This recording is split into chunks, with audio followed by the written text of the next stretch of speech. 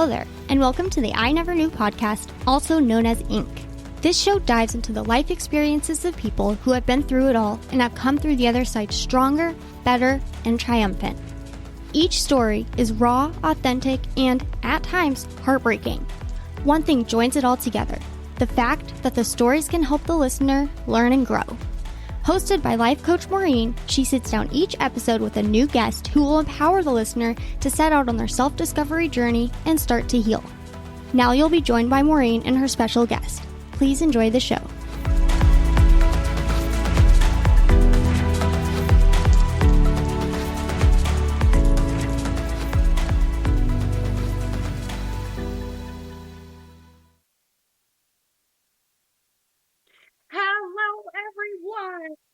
Hello, listeners. Hello, YouTube viewers.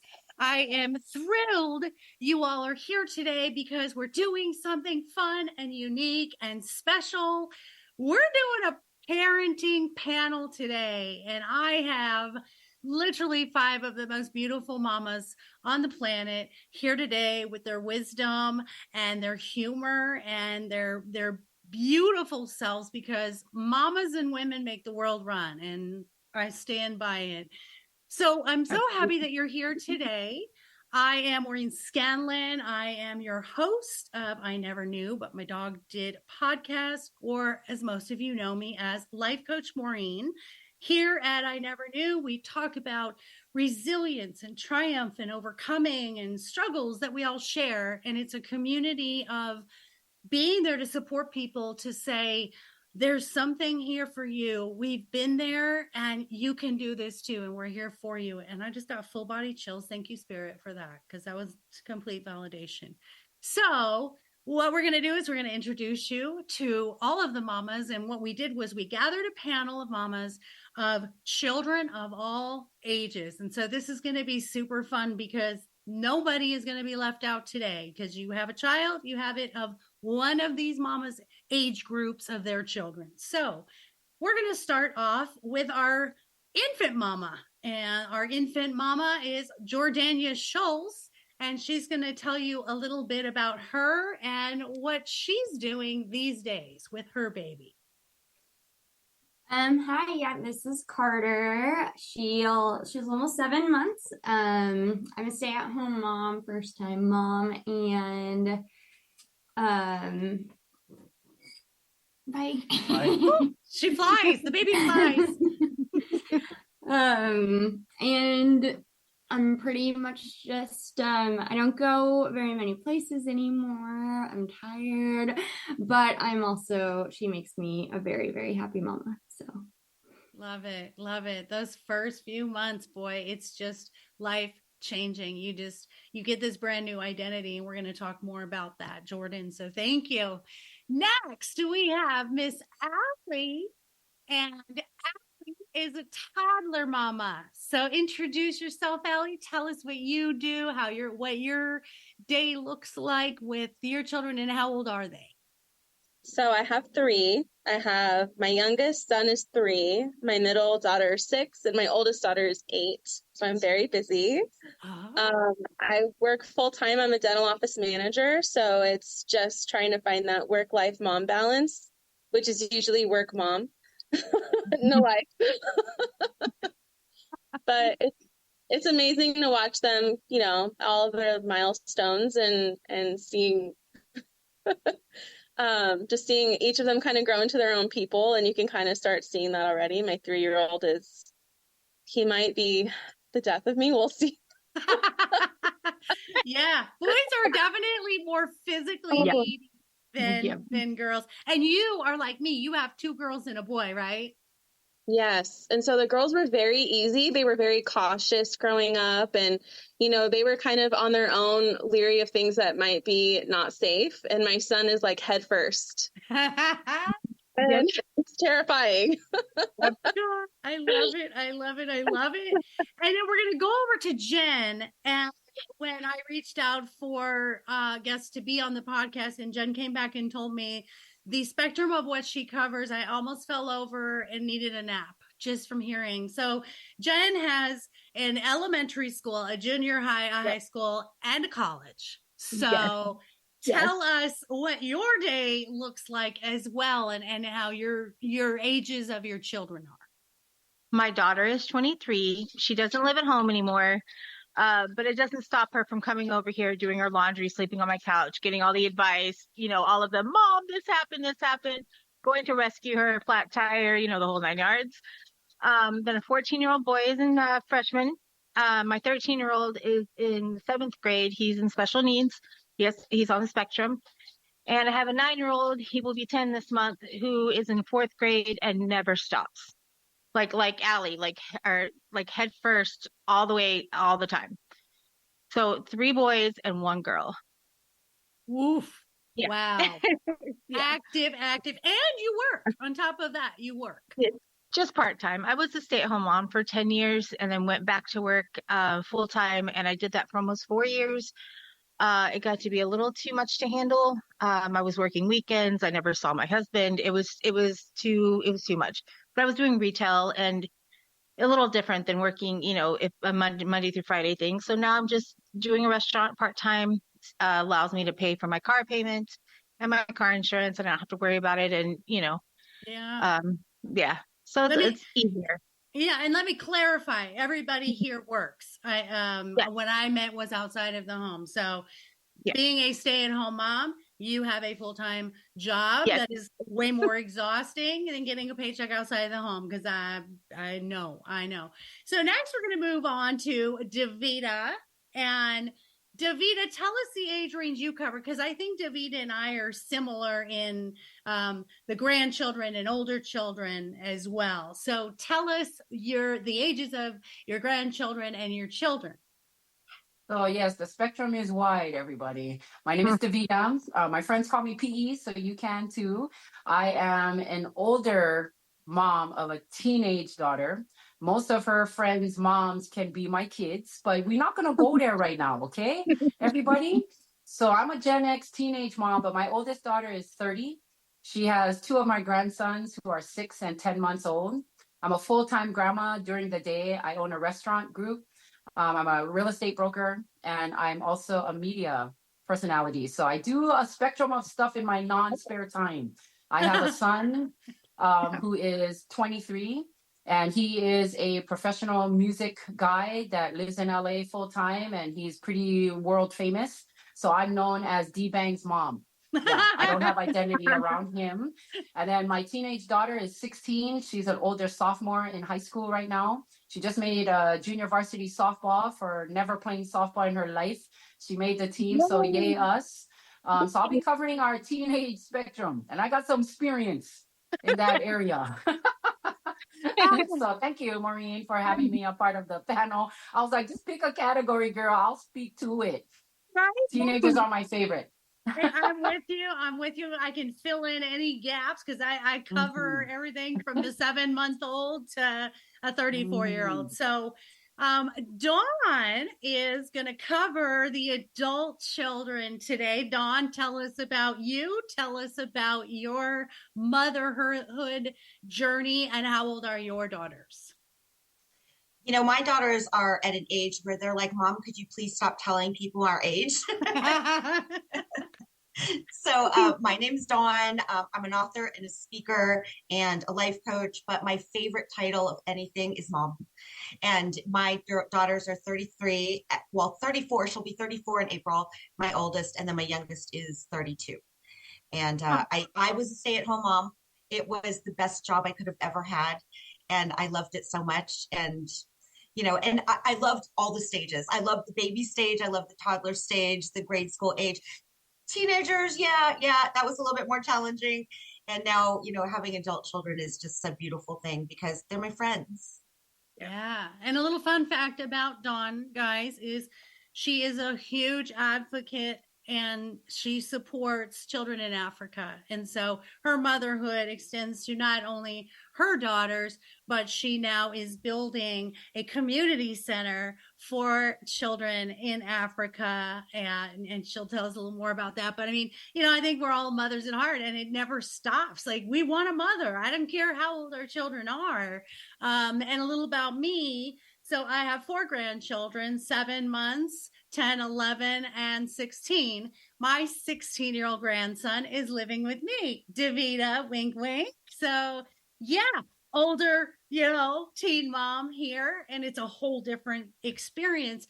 My older children are 34. Jordan is 32, and they have a brother, 25, who lives in a different state, and he's just started a business. I'm just really proud of all of them. So my spectrum is gigantic as well. So I'm going to start off with challenges, because here on Inc., every time I do a podcast, I say, what's your knee story? Oh, we lost her. That's pretty common. I thought he was bringing baby back.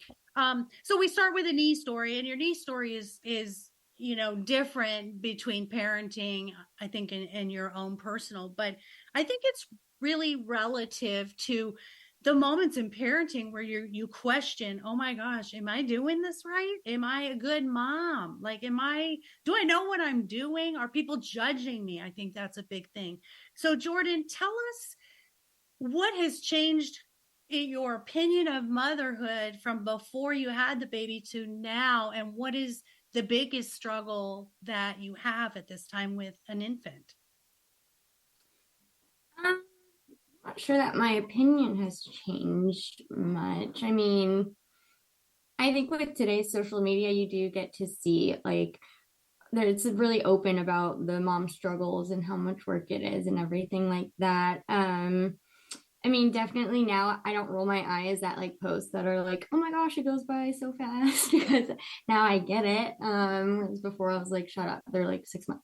And then I think my biggest struggle is definitely division of labor in the household.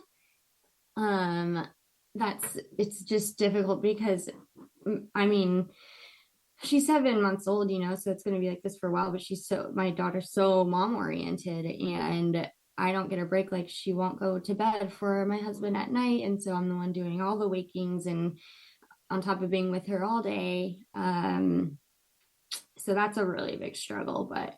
And I want to note, she is still full-time breastfeeding exclusively. And we all know, if any of us have done the breastfeeding, I couldn't get past 3 months. One of them 3 weeks. No, I think I got 6 months in, I think with her brother, but we were also alternating, or supplementing formula. So to be able to do that full time, guys, it's a mama thing. If she's not feeding her, she's pumping.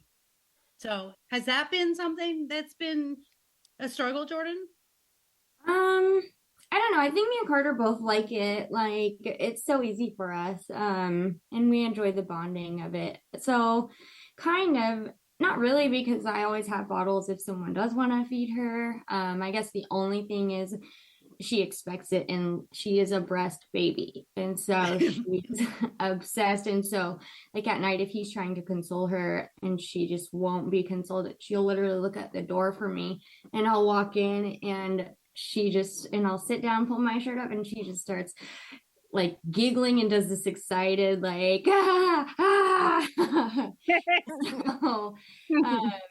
it's just difficult because that's all she wants. So yeah, she's Jordan would call her Barracuda, because if you see her, once she sees the breast, she's just she just chomps. And I watched her a couple weekends ago, and what's different with a breastfed baby is, a bottle baby usually will lay sort of flat on their back and you feed them, but a breast baby is more on their stomach. So when I'm trying to feed her a bottle, you have to kind of feed her literally from your boob, because she loves that contact. She loves that being, I call her squishy, because she wants to be squished all the time. So when she was in the NICU, when she was born, the nurse that she had there literally said from day one, well, she's a breast baby, and hasn't changed. So yeah, I don't know if it was a self-fulfilled prophecy or she was right. I love it. And we should just say this after everybody speaks. Ready? Say it with me. You're doing a good job. Ready? Say it with me. You're doing a good job. I think we need to hear that fellow moms.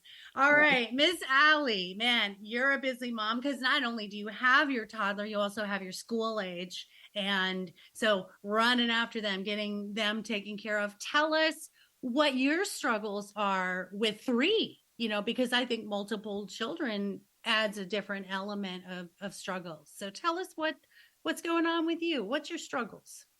So having two, I think, was easier because there's my husband and myself. So we knew at any time both of them were getting equal amount of love and attention. And when you add the third one in, you're always worried that someone's getting left out. Someone's, you forget something. It's just finding that balance for all three of them. And with minimal time during the day already, as it is, not being with them. That's probably my biggest struggle, and the mom guilt that I kind of go to bed with at night, is who did I forget today, which is terrible. But, this person, we're outnumbered. So, but they all kind of compensate for with each other, I found too. So, that's probably my biggest struggle is just splitting myself in three. I love that you brought up mom guilt too, and that is definitely a topic we're going to cover because sorry to break it to you, it never stops. It just doesn't. It is just, I think when you get pregnant, it's like this insertion, like, okay, you get extra weight, you get some stretch marks, and you're also going to get this little gift called mom guilt, and it's going to last forever. But we have ways of helping ourselves through that I've learned not only as a mother, but as a life coach as well. So Jen, moving on to Jen. And again, working outside the home too, that adds to that mom guilt. Like, should I be there full time? And then there's the full-time moms who are like, should I give them some independence? So Jen, whew, Yes, ma'am.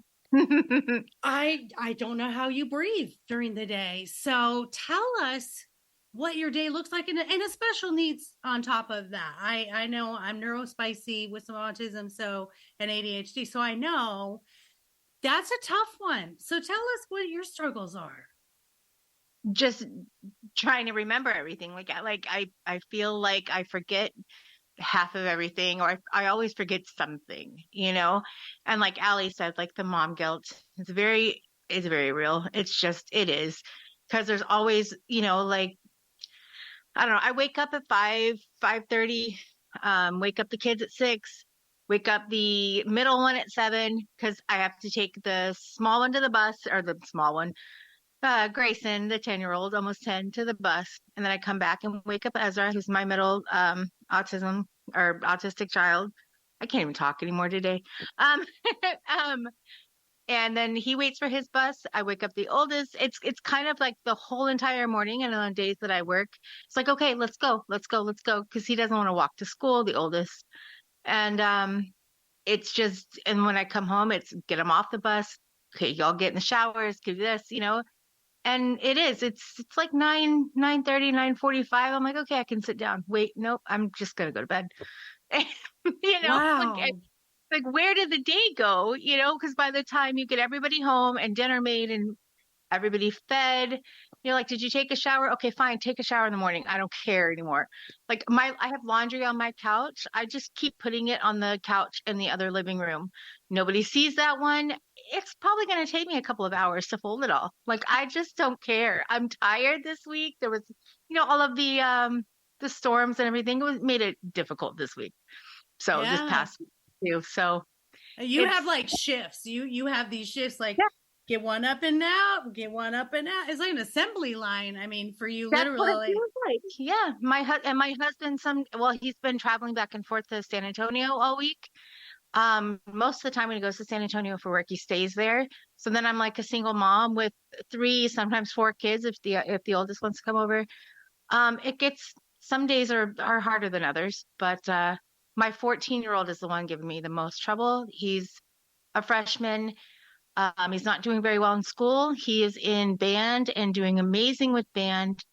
Anytime I try to bring up anything, it is, and why is that your business? Is what he's telling me lately. So I'm like, you're a minor. It's my business for a few more years, bud. That's the struggle right now, is that one right now. So. Oh, bless your heart. Bless your heart, Davita and Dawn and I. understand that you have just now crossed the threshold of you know nothing, mother, and I know everything. You have no idea what it is like to be a 14-year-old. You don't have a clue what my life is like. And the boy. So that's, I don't know any of that right now. So yeah. Right. Oh, which is a great segue over to Davida, who has a teenager as well. I know all of my children outgrew those teenage things at such different stages. You know, Jordan, God love her. She was, oh God, her brother and sister have always said, oh, she's the golden child. She's the perfect one.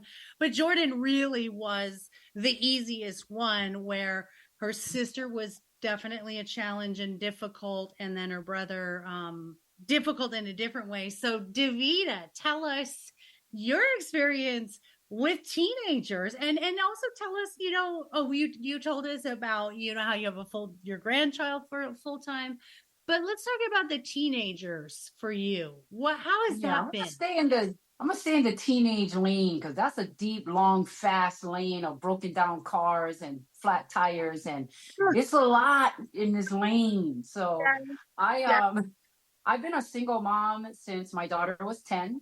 Her father and I divorced after 22 years of marriage. So my other two angels, like my son was a little interesting in the teenage years, but in today's day and age, you add on top the single motherhood with no access to her dad by his choice. You know, this was a very, very devastating divorce.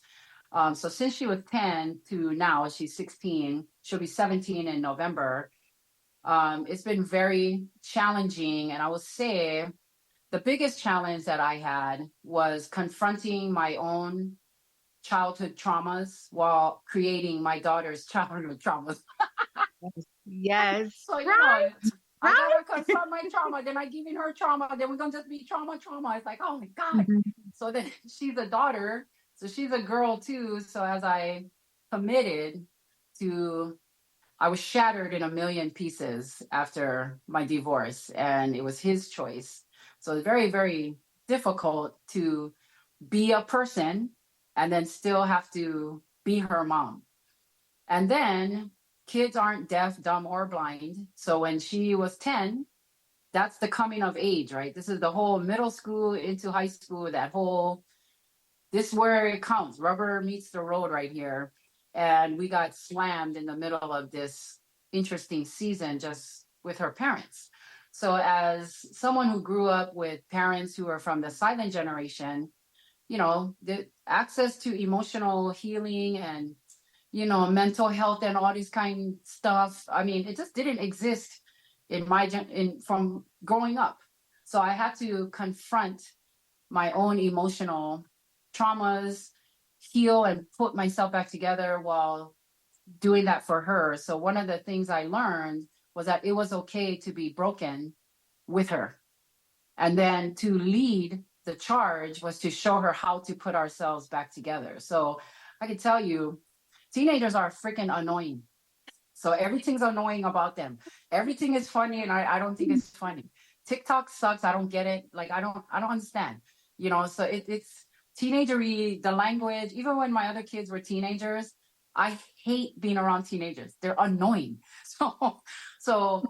They're immature. So understanding kind of where their brain is, but then trying to get to a heart space, to a teaching place. I guess I learned in this third go round of teenage parenting is that my focus used to be on getting out of the house, independence, because I always believed you raise your kids to leave. So don't get all attached to me, because you're going to dig out and you're going to leave. So I'm like, don't love me too much. Don't love me. You got to go, you know. So it's nature's cruel joke that from 0 to 18, there's, you know, you're so close, and then you just let them go. And I'm going to join the army, Mom. I'm going to move to LA and grad a year early, Mom. Like, all right.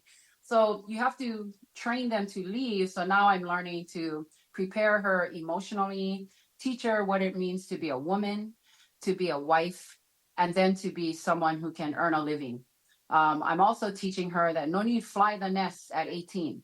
Go to college if that's your path. Get some 4 to 5 years of life experience, whether it's college or entrepreneurship or whatever, and then come back home until you're ready to be married. So it's just been, I'm a different mom at every stage. And I would say that the biggest challenge was just confronting my own emotional nonsense. And I had to be 40 some odd, borderline 50. And I keep telling her, you are lucky to heal your childhood in your childhood. So just do it right now while you're still in your childhood, and let's just fix it so you have more years of joy, happiness, and awesomeness ahead of you, that you don't have to go through what I've gone through. And that's for every stage of parenting, but especially teenagers, because they're ready to just get out, be away, have 29 boyfriends and no do homework. And I mean, Yeah. be on TikTok. Yeah, no, you are so right about all of that. And I'm sure my daughter can attest. So I as well went through a divorce, and their brother was 10 months old and the girls were 6 and 8 or 7 and 9. And you're falling apart inside and you're just an emotional wreck. And you have to put on this face, this happy face, to tell them everything's going to be okay. And I had a counselor come to the house. I think in the end, my girls, I didn't know this, but they've told me this. When I told them that we were getting divorced, they actually did a happy dance. So thinking that you have to keep your family together because of the children might even be counterproductive, because maybe it's better for them if you're not together. But then what happens is the busyness and the survival kick in, because their father as well was not involved the way he should have, not financially or emotionally for the kids. And still to this day, there's no relationship there with the girls, and very little with my son.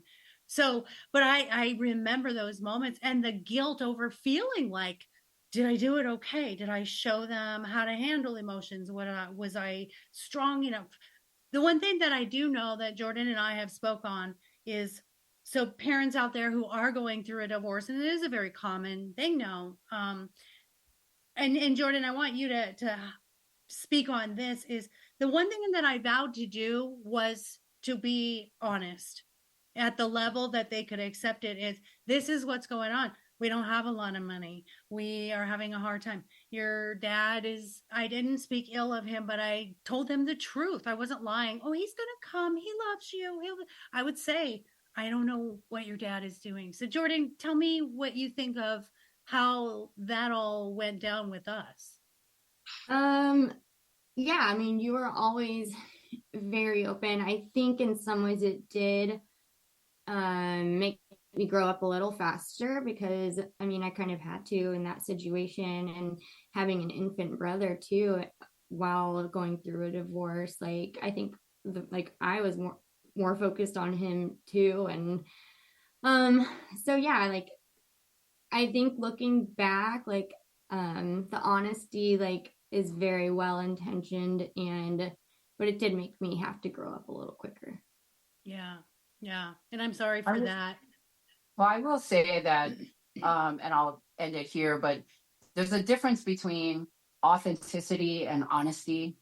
That there's such a fine line between those two places, because one thing that my teenage daughter, and I have a whole closet full of cards. She's very creative. So she made cards throughout this season, just beautiful, heartfelt. She would write things about our journey. And we're writing a book together called The Way I See It, a mother-daughter perspective on divorce. And so we're doing a podcast behind it, so we can share a scenario, how I saw it, how she saw it, and then God putting it together for us to say, this is it. And one thing that always came true through the season was that I always maintain a positive outlook. So it's the authenticity of the season is the whole deal of it is what it is. Teenagers, they kind of get that, but they don't, because they want the latest, iPhone 99 and all this kind of stuff. And, I got 8 cents in my Cash App, you know what I mean? And it's like, so always going back to gratitude. And I mean, where we are now and we're flourishing, it's been 6 years of pure interestingness. But I would say that I caution myself, and I would really meditate on this a lot, about what it means to be honest, and then the other to be authentic with her. So I would cry in front of her, get pissed off, still be on mom, still be in our circumstance, but then have that positive outlook where the honesty of adulthood, she cannot fathom yet. So I didn't want to plant seeds in there yet because she's still forming thought and all of that, I mean, till they're 25. Yeah. So it's a real interesting time with teenagers on what to share, what not to share, how to show up authentically and still be honest without being so damn honest. You know what I mean? Like, because you still have to build them up while they're still formulating how to think about the thing. You know what I mean? I don't want her to carry my nonsense into her relationships going forward. So this is that whole balance. So I will say that that's one of the biggest lessons out of this was understanding the difference between those two for a teenager. 14 to when she entered high school, that was a whole another wave of interestingness as well. So I had to be clear about what that meant to be honest with her. So gratitude, positive attitude just helps us kind of continue to do this. Yeah. No, I love all of that. The authenticity part. And I think it's always good to be honest to the point where whatever their age group is, you're not going to tell a 5-year-old the same thing you're going to tell a 15-year-old, because you have to look at where their maturity is, what they can handle, without instilling fears and anxiety. You can't just word vomit. Oh, we don't have any money. At 5 years old, my God, bring that, they'll be life coaching with me in 30 years because, oh my God, they have a terrible relationship with money and they fear everything. Dawn. So Dawn was Miss president, PTA president, super involved, and just Dawn sucked the life out of parenting. She loved it so much, and she as well was in a 30-year marriage, 20 plus. What was it? How long? 30, almost 30. Yeah, and then she also got divorced. So your take on the adult children's reaction to divorce and how did they handle it as adults? Whoa, that one's a tough one. I think there was a long time in before I got divorced that I probably wanted to get divorced, but I made the decision, don't break up the family, stay for the kids, and all the thoughts that we think. Was that the right decision? I don't know, but that was the decision I made. So I can't change that. I cannot go back. I think when I first told the girls, they were both mad at me, and they were in their 20s, mid 20s before, that happened. But since that has happened, and it's been since 2017, they've both come to me and said, Mom, we understand. We get it. So they didn't get it then. But, and again, there's hurt and there's pain that comes from the dissolution of a union that's that long, but they do understand why. So, and then as far as the challenges for the adult children, I get to sleep now. So Jordan, I feel for you so much when you're saying that, because I remember those days. But I will say one of the things as a mother of adult children is that, sometimes you see them making decisions or doing things that you're like, oh boy, I don't know, that's not going to end really good. But then you have to say, I can walk the path with you. I can't walk it for you. And I want to bubble wrap my kids from any pain, any heartbreak, any hurt ever. But our greatest lessons come from our greatest challenges. So you have to support them, be there for them, love them, and let them make their own decisions.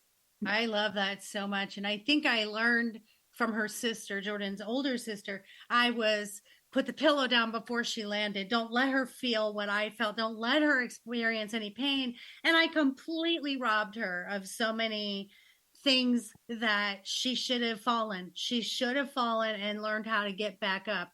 And then by the time I got to Jordan's little brother, I learned not to say, you need to do this. You should do this. Listen to me. I told you so. And I think it's funny. He's 25 now. When they say that men's brains mature at 25, it's almost like a light switch went on this year. I mean, ask Jordan, we don't know who he was at Christmas. We're like, whoa, he's he's so cool now. And he's so calm and collected. And he's like Mr. Businessman. But man, he was a handful up to that point. But one of the things that I did learn was to not say, no, don't do that. You need to do this. And so, Dawn, I think you're just absolutely spot on. I also challenge my children, and I think this works at any age. Jordan's so cute with Carter at 6 months old. When we say good job, we've been instructed to say good job for blah blah blah. So good job putting that toy to your mouth, or good job standing up, good job sitting up. So I think it's cool. Parenting has evolved where the stuff that Jordan is doing now, and we tease, we give each other a hard time. For Christmas, it was like Montessori toys only. I'm like, okay, here's your Montessori toys, but I'm getting the beep beep table and all the electronic stuff over here. Because I'm grandma and I can do that. And what happens at grandma's house, it's Vegas, right? That's how it is. But so it's interesting how different methods are, and what you should use, what you shouldn't use, what they deem safe and not safe. And you know, we had all the stuff. We had the walkers and the jumpers and the, you know, stuff, but she's showing me definitely that things, the new way of thinking, a lot of it's really effective. I mean, the girl's standing at 7 months old. My God, my kids didn't walk till they were like 13 months or 14 months old. So that brings us to, I want to talk about the funny stories. I want to hear, and Davita, I love you, my girl. She when I said that, she's like, oh, be careful what you ask for, because I have them. I'm bringing jokes. No, I'm bringing stories, Maureen. Watch out. So I'm going to let's start with Jen. What is like something really funny, or do you have a moment? I have one after you guys are all telling yours. One of those moments where you're just like, you're at your wit's end, and you literally, I remember laughing maniacally when I had sick babies, or sick kid in each bathroom and one in the crib throwing up, and I just lost it and just was like, if CPS would have taken a video, my God, my kids would have been removed immediately. So do you have any funny stories, any funny moments where as a mom you just couldn't believe this is a mom moment for you? I have actual funny ones, because my reaction to when it gets a little crazy isn't always good. I'll be straight up honest. It's in the bathroom crying. It's all right, honey, you're home. I'm out of here. They're yours. You know, there's been a couple of those days. There are times where I'm like, big, deep breath. My oldest son, he overheard me going, dear Lord, like, and he goes, oh, great. Now you're praying, is what he said. I'm like, it's like, we're so bad. Now you're praying. I'm like, that's not what I said. I'm just looking for I just need a little bit of love. You know, I just need something else. I have funny ones. Like my favorite funny one that just happened. Is that what you were asking for, or what we do in response? No, anything that's like really funny, because I think moms think we're alone in experiences that we have, and we're not. And so it could be a funny thing that your kid did, and you're like, oh my God, I cannot believe my kid did this. Anything, bring anything. It's an Ezra story. Ezra's my 13-year-old who's on the spectrum. Sometimes his vocabulary and his vocal, you know, it's not quite clear. But one day I was asking him to do something, and I said, did you hear me? He said, yes, thank you, Jennifer. I said, what did you say? He said, thank you, Jennifer. I said, okay, what's my name, Ezra? He said, Jennifer. I said, well, what do you call me? And he said, Princess Jennifer. And that was it. Like, that's my name. But he's very artsy and craft, you know, very crafted. And there's stuff all over my house that he's cut and put up, you know. But he likes, his favorite color is pink, and you know, he's a character. But so now, especially when I ask him to do stuff, like he puts up the dishes from the dishwasher, you know, they take turns feeding the dog and things like that. It's Princess Jennifer. And it has been for about a month. Going with it. You're going with it. You're like, all right, yes, works for me. I'll take it. It could be worse. Could be Trust worse. me. Yeah. When they, Absolutely. I definitely would have liked Jordan's brother to call me Princess Maureen rather than some of the things that he called me. But that's a whole other podcast. Allie, what you got for us? What's a funny story that you have? Let's talk about your 3-year-old, or when your other two were toddlers. I want to talk about toddler funnies because I personally think toddlerhood is the funniest age. I do. It is. Oh, wow. My son decided to propose to me in the middle of my daughter's soccer tournament, which was amazing. And I feel like I teared up as much as I did when my husband asked me to marry him. the knee and the hand, like the hand and the knee and everything. It was epic. Honestly, he does funny things every single day. He's very territorial of me. He doesn't like my husband to be too close to me. So love it. And he started to pick up on like the charm of my husband. So like you were saying, your son, Jennifer, he calls you Princess Jennifer. Well, Luke, when he knows he's about to get into some mischief, he'll say, "I love you, my beautiful mommy. I love you, Princess Mommy. I love you. Aww. I like your hair today." Or at Target, I'll look at something and he'll go, "I like that too." Like, okay, I'm gonna get this then. I mean, those are the stories I have, and I probably have more with my girls. When they were toddlers, I feel like emotions are such a hard thing to explain to children of any age. I feel like because they're intangible, like you can't use visual references all the time. And so I would always say to them, your feelings, I know, are getting really big. When they were having tantrums, your feelings are getting really big and you're really small.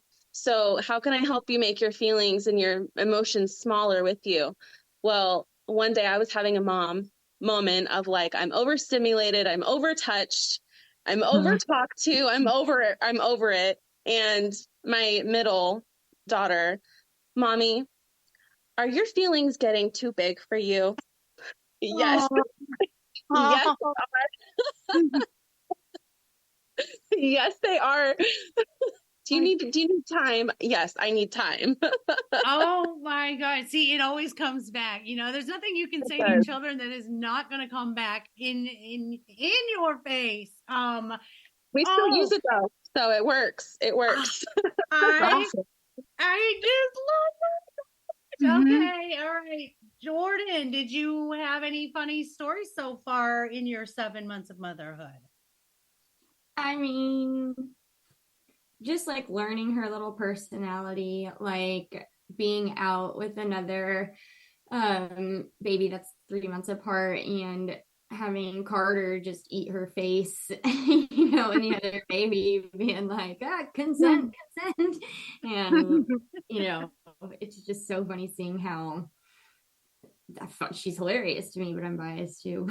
But she's very, you always know how she's feeling. I mean, yeah, she's a baby, but like, she's also very vocal, and she really is. She is one of the most expressive babies I think I've ever experienced. So she's got this eyebrow thing, and you know what she's thinking by the eyebrows. Like, she does this funny thing. She can judge you. She can question you. Like, what she's thinking. And you know how some dogs are like that, where you look at a dog and you're like, oh, he's like expressive. Brody was that way.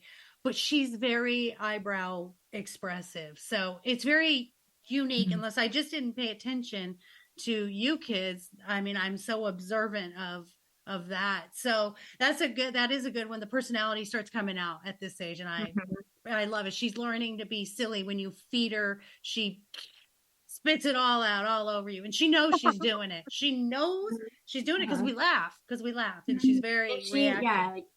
She loves making me laugh, and so if I like giggle at something, she will milk it and just like keep going with it. It's funny, like how you can tell what they're picking up on already. Yeah, they know. They are very, very observant. So I'm going to go, let's see, the 2 Ds I have left here. So, Davida, give us something funny. What you got?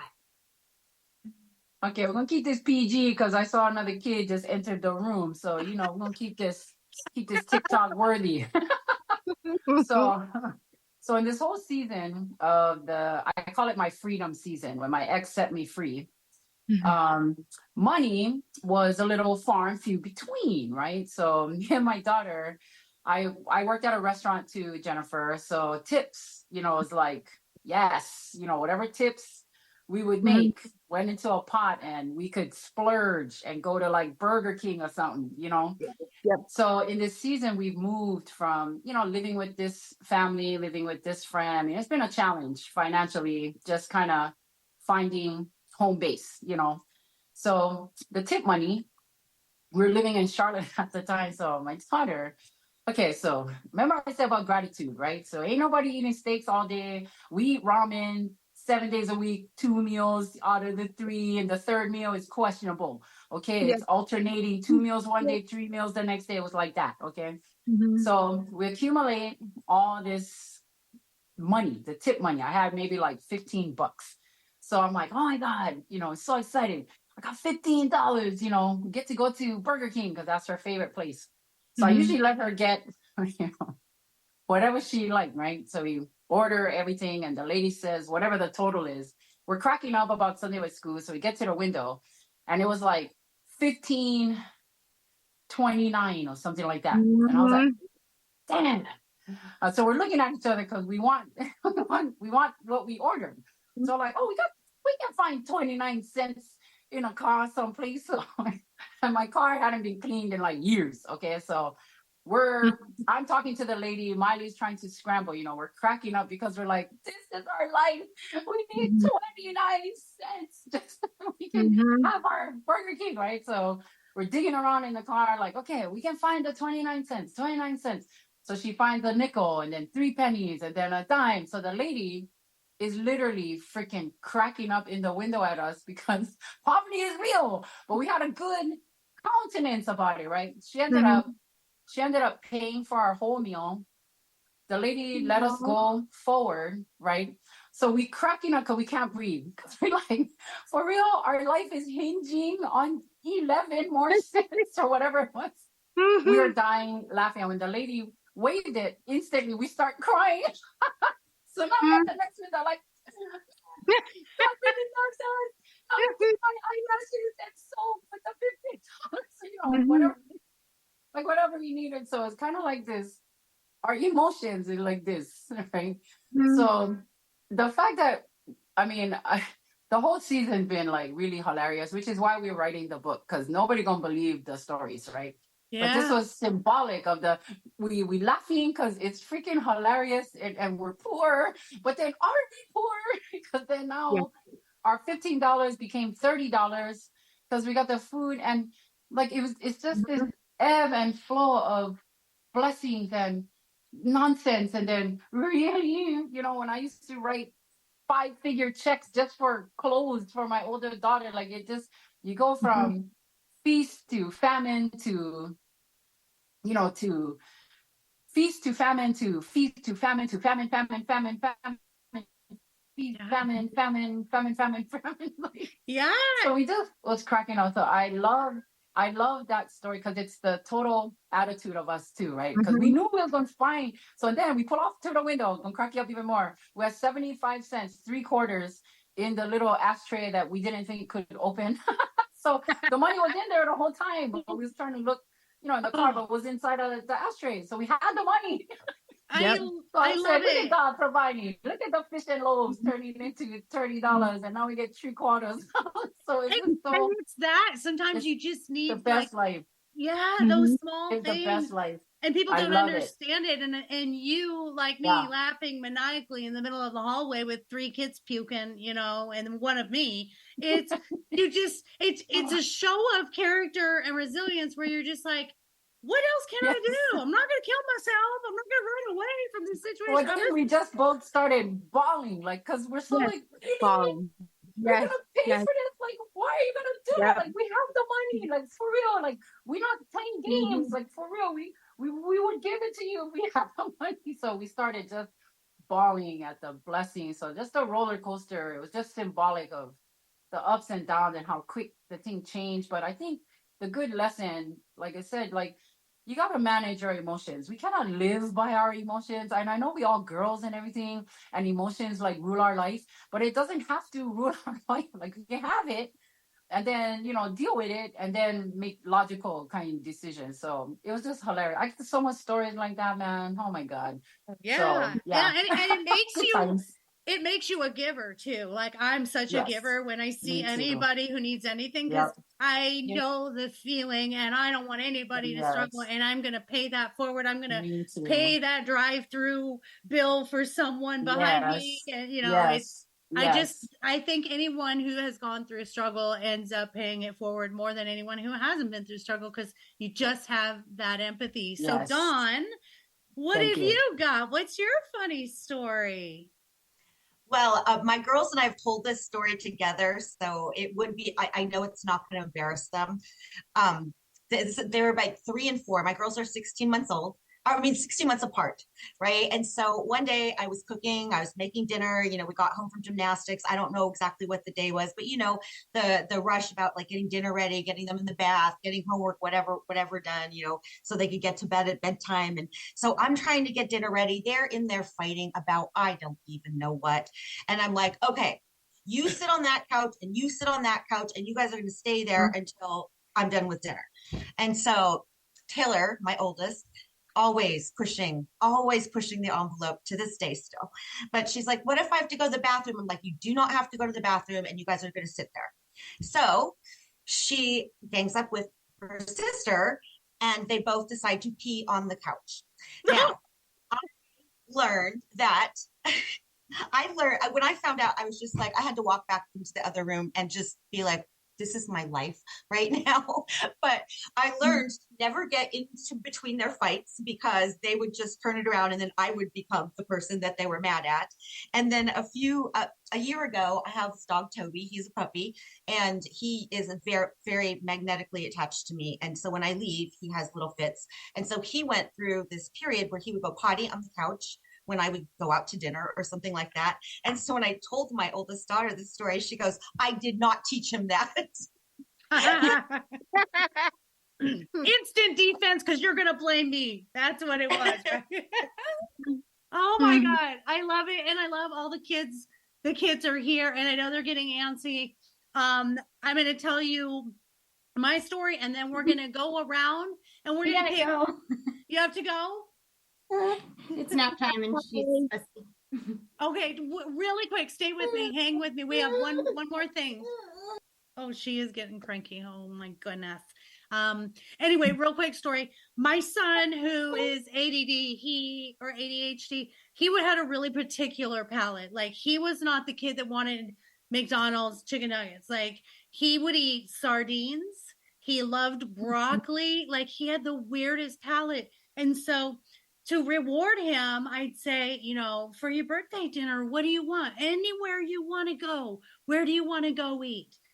And he would say, Costco. That's awesome. So there we have it. Yeah. That was his thing. He would either say Costco or Red Lobster. And I'm like, oh, Costco it is. You bet. Yeah. I forgot about his obsession with Costco. I was with you, Davida, on the, Costco is what I could afford as a single mama at that time. Wait, one more. We're going to go around. We're going to end it. We're right at an hour. This is perfect. One word from everyone that describes motherhood for you. Jordan, give us your word and then, especially right now.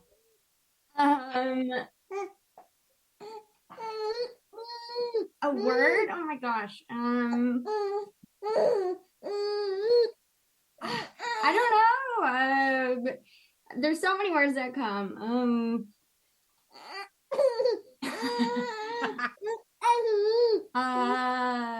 I don't know. Magical.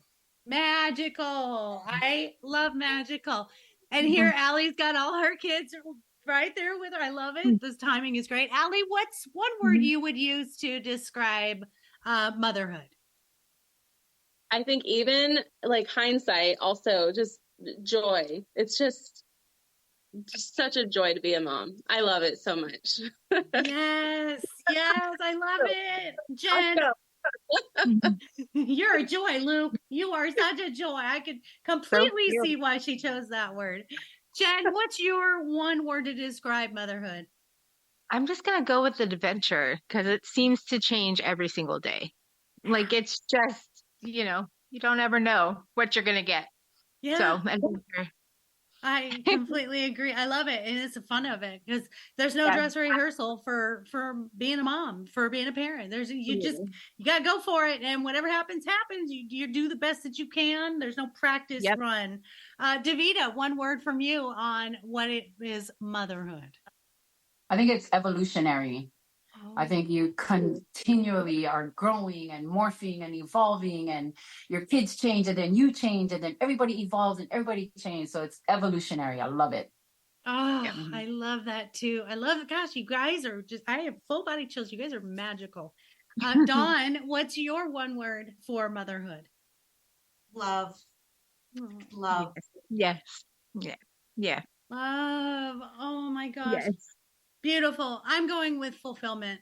I'm going with that is for me, being a mom it was just fulfilling. My life would never have been as full and the experience of being here in this physical life I would have missed so much of it. So I cannot thank you ladies enough. This was so much fun. I not gonna lie, I think I'm gonna just continue. We're gonna do like part 2s, part 3s, part 4 because I love the chemistry with everybody, and we get to see everybody's kids grow, and we get to talk about it and things that are changing. Dawn has a daughter who's married now. We get to experience when Dawn has a grandchild, and it's gonna be fun to experience life with you ladies. So listeners, I hope you enjoyed this as much as I did, and you got some fun laughter and help from us, from those who have been here, from babies to grown adults to our grown children. You're not alone.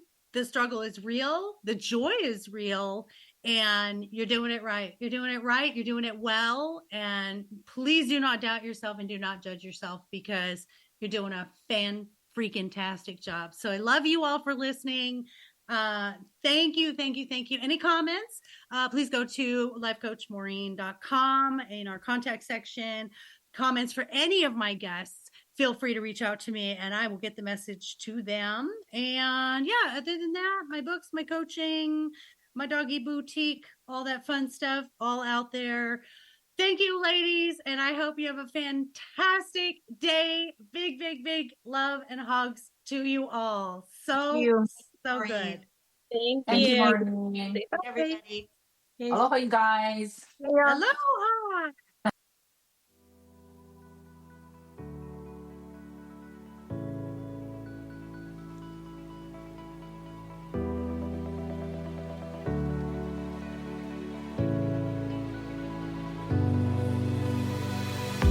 Thank you for tuning in to the I Never Knew podcast. If you found today's episode inspiring and educational, please be sure to follow, subscribe, and spread the word. The more people that join the Inc. community, the more it can develop and influence others as we work together for a healthier and brighter future. Until next time.